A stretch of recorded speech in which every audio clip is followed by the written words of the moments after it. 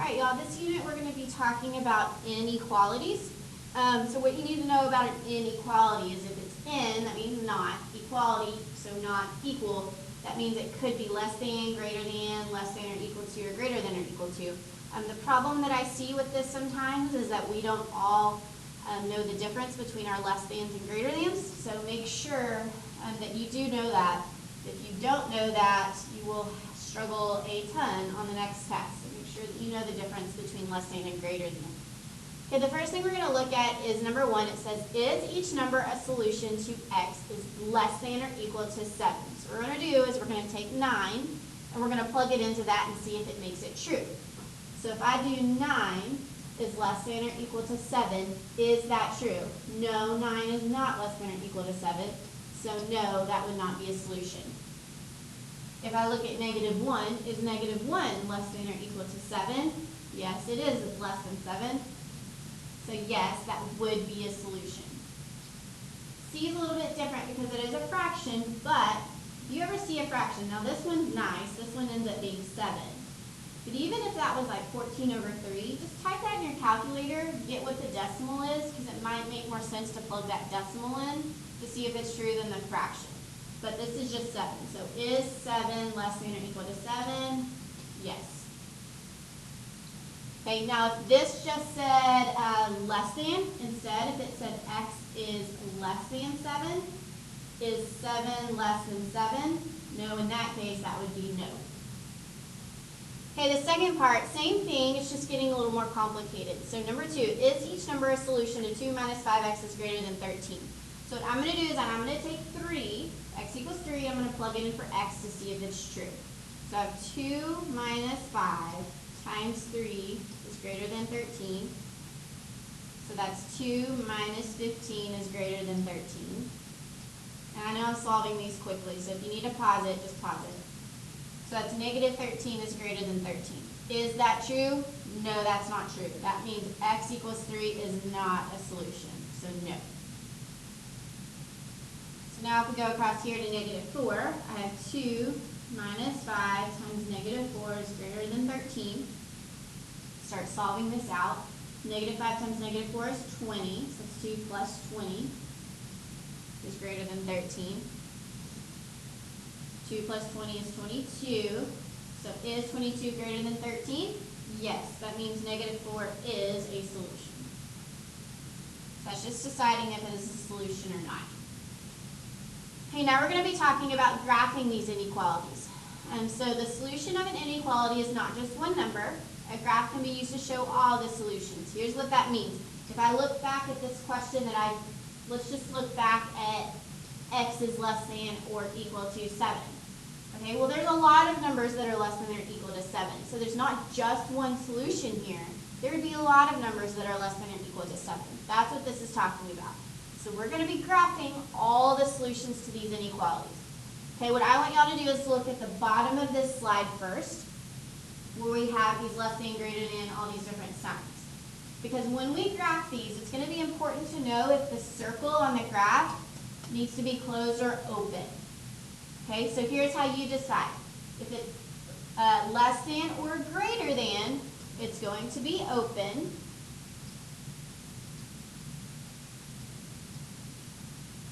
Okay, because I just want less than that number or greater than that number. I don't want the number. And if it's less than or equal to or greater than or equal to, it's going to be a closed circle. That's because I also want equal to that number. So I may want less than, but I also want equal to or greater than or equal to. So that means we're going to fill in the circle. Okay, it's actually going to make more sense when I do one, so we're not going to look at these up here on this slide. Okay, now if you were just to glance at these 4 problems, you're going to notice that these are backwards. Okay, the variable is on the right side. It's really important that you rewrite these with the variable first before you graph them, and then we'll talk about how to graph them. Okay, so this 5 is less than m. I want to rewrite that going backwards with the variable first. So if I read it going backwards, it's m is greater than 5. Okay, so if I want to graph that, I'm just going to go over here to my number line, and I'm just going to put a 5 on there. Okay, you do not need to fill in 15 numbers onto this number line. Just put the number that matters. Okay, now it's just greater than. That means it's going to be an open circle because I don't want equal to 5. I just want everything greater than 5. And then I want everything more than 5. Well, where are all the numbers that are more than 5? They would all be to the right. So you're going to shade everything to the right. Okay, number 2, before I graph this, and you may think you're good enough not to do this, but you might be wrong. So make sure you write it going backwards first with the variable at the beginning. So I have z is less than or equal to negative 12. If you don't do this, you might end up graphing the wrong direction on accident. So I have negative 12. This is less than or equal to, so I'm going to have a closed circle here because I want equal to negative 12. I also want everything less than that, so I'm going to shade everything to the left. Okay, if I look at 3, I'm going to rewrite this going the other way. So I have x is less than negative 4. I'm going to throw a negative 4 on my graph. Everything less than, which means it's open because I don't want equal to negative 4, and I need everything less than that, so I shade to the left. Number 4, if I read this going backwards, it'd be z is greater than or equal to 8.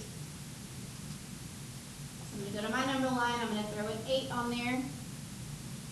This is equal to, so I need equal to 8, which means a closed circle. And I need everything greater than that, so everything to the right. Make sure you look at your sign from the ending, like when you have the variable by itself. Don't look at the original sign to graph it.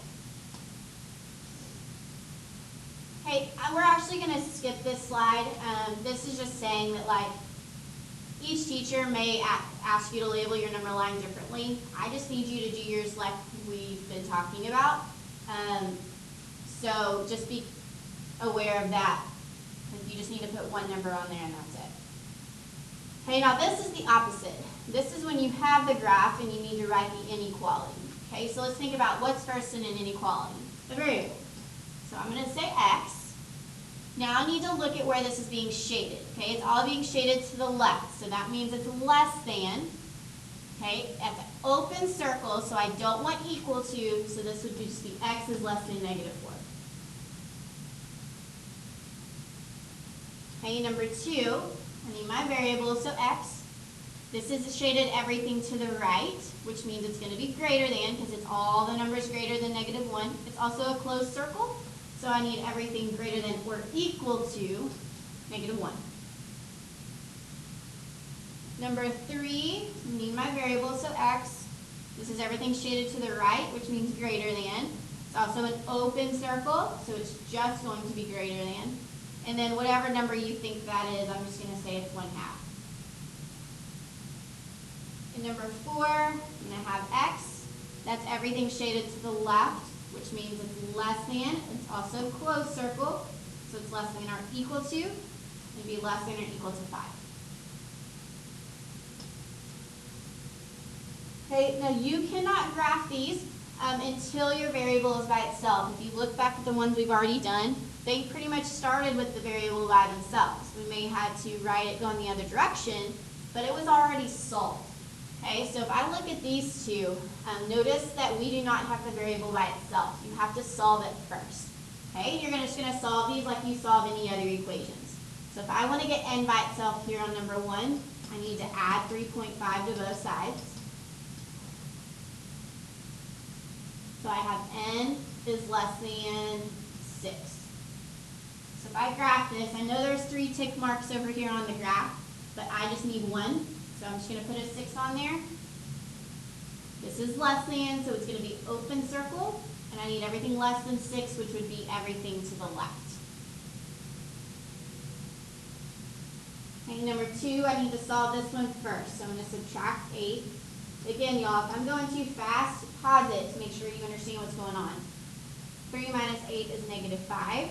Is less than or equal to y. Remember, I don't want to graph this yet because my variable isn't first. I'm just afraid you're going to graph it wrong if you do. So rewrite it going the other direction. Y is greater than or equal to negative 5. So I'm going to throw a negative 5 on my graph. This is equal to, so I'm going to be a closed circle. I need everything greater than that, so everything to the right.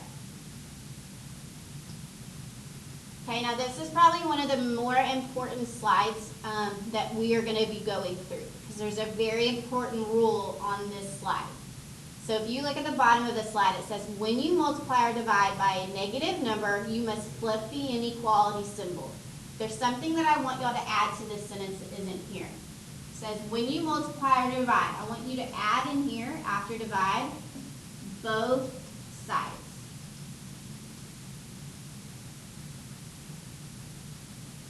So write that in there. When you multiply or divide both sides by a negative number, you must flip the inequality sign. This is what gets missed the most on the next test, is that people forget that when you multiply or divide both sides by a negative, now this is only by a negative, so don't think that every time you multiply or divide you need to flip the sign. Only when it's a negative. Okay, so we're going to look at a couple that aren't that way, but are still multiply or divide, and then we'll look at a couple with a negative. So on number 1, this is y over 9 is greater than 3. So to get that y by itself, I need to multiply both sides by 9. Now notice we're not multiplying by a negative. Okay, so my sign stays the same. So y is greater than 27. Number 2, I'm going to have to divide both sides by 3. Again, I'm not dividing both sides by a negative. This is just going to say that x is less than 4. We're not going to worry about graphing these. Okay, now number 3, I'm going to multiply both sides by a negative 2. Notice that's why I had y'all add in both sides. Okay, so I am going to flip my sign here. So I have m is everything greater than or equal to negative 10. And number 4, I'm going to divide both sides by negative 4, so that x is greater than negative 9. Then if this asked us to graph it, we would, but this doesn't. Okay, so now we're going to do multi-step, so more than one step here. So number 1, solve 4x plus 6 is greater than or equal to 54, and then we're going to graph it. So first I'm going to subtract 6. We're just going to solve this like we would any equation. So I have 4x is greater than or equal to 48.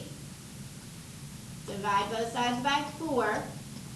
Think about, do you flip the sign? No, we don't, because we're dividing by a positive. So I have x is greater than or equal to 12. So I'm going to go over, throw my 12 on my number line. This is going to be a closed circle, and I need everything greater than 12.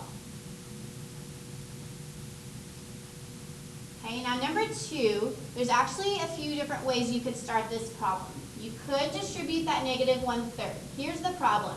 If you distribute that, you may be going from having one fraction to 2. It doesn't actually work out that way here. It actually is kind of nice. But what I would try to do is remove that negative 1/3 first. Okay, so you have to think about how can you get rid of that? You can multiply by the reciprocal.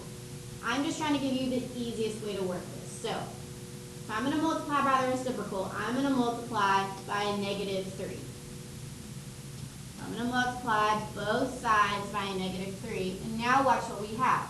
We have x plus 21. Now notice we just multiplied both sides by a negative, which means we have to flip the sign.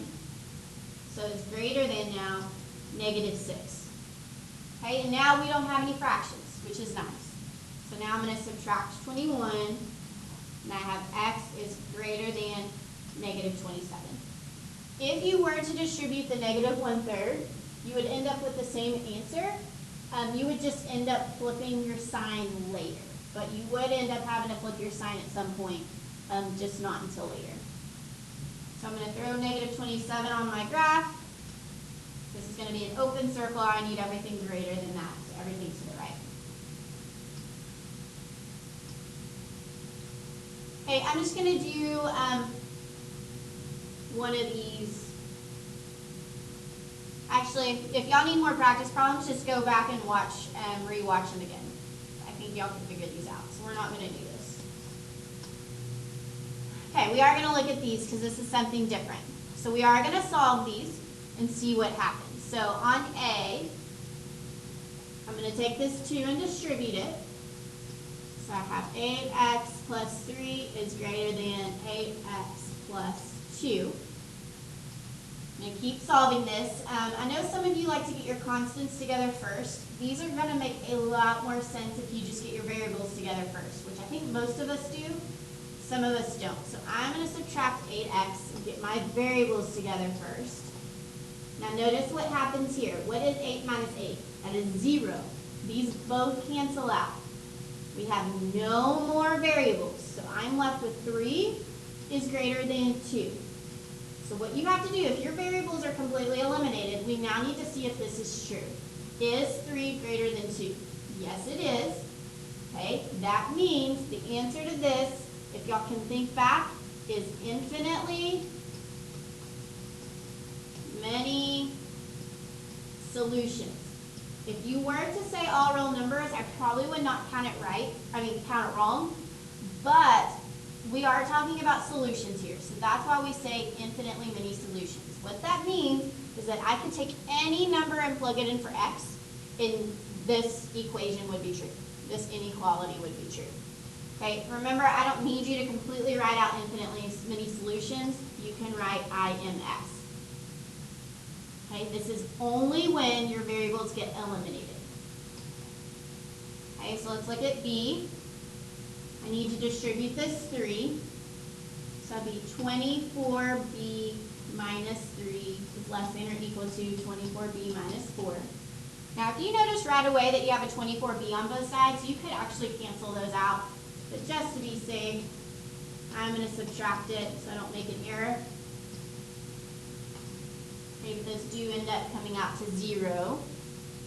So what we have now is negative 3 is less than or equal to negative 4. So notice we have no more variables, which means we need to now decide if this is true.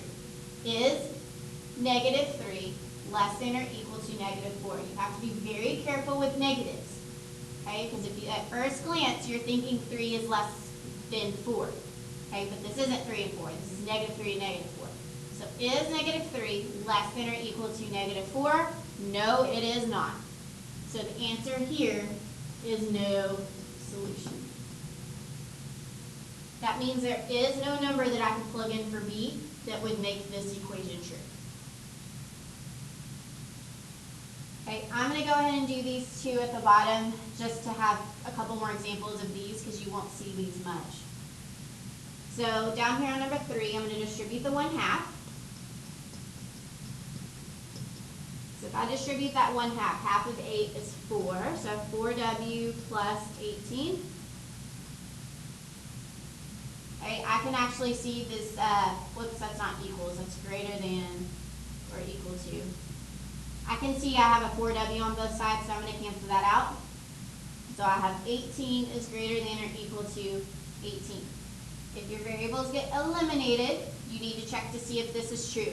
Is 18 greater than, or it could be equal to 18? Well, yes, 18 is equal to 18, so this would be IMS.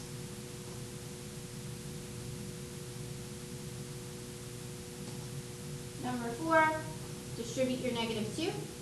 So that would be negative 6z plus 2 is less than 1 minus 6z. Right? I can actually see I have a negative 6z on both sides. If you think you're going to mess that up, then don't do this. But I'm going to go ahead and cancel those out. And I have 2 is less than 1. So notice we have no more variables, so we have to decide, is this true? Is 2 less than 1? No, it's not. So this is no solution. You will never be asked to graph these because there's not a way to graph it.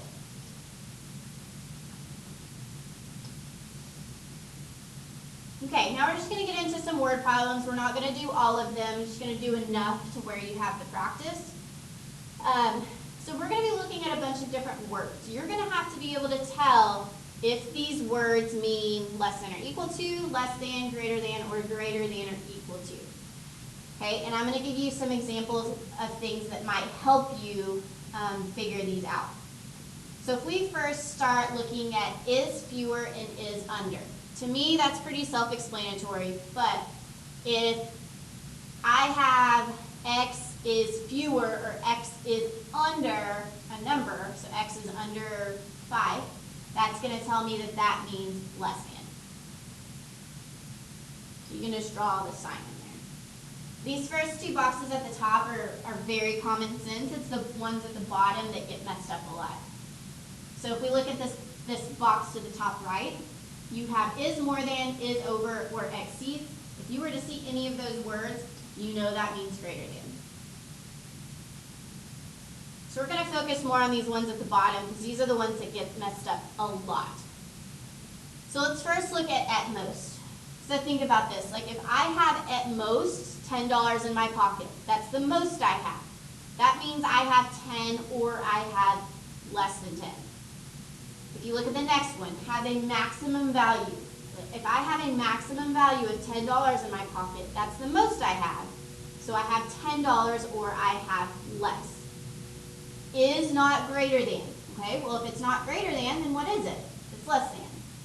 Does not exceed. So if the value in my pocket does not exceed $10, that means I have $10 or I have less.